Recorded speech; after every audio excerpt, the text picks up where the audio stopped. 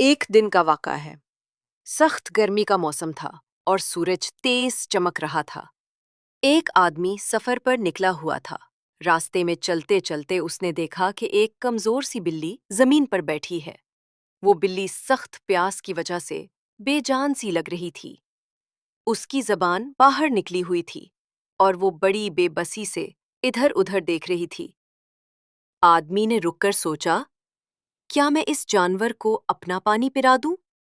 میرے پاس تو تھوڑا سا ہی پانی ہے، مگر یہ بھی تو اللہ کی مخلوق ہے۔ پھر اس کے دل میں خیال آیا، جو اللہ کی مخلوق پر رحم کرتا ہے، اللہ اس پر رحم کرتا ہے۔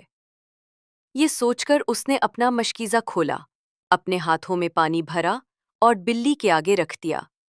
بلی نے فوراً پانی پیا اور اس کی آنکھوں میں زندگی اور سکون کی چمک آ گئی۔ رات کو جب وہ آدمی سویا، اس نے خواب میں ایک فرشتہ دیکھا۔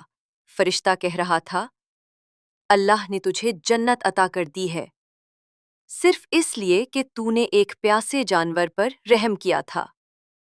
اس کہانی سے ہمیں یہ سبق ملتا ہے کہ چھوٹی سی نیکی بھی اللہ کے نزدیک بہت بڑی ہو جاتی ہے۔ رحم کرو تاکہ تم پر بھی رحم کیا جائے۔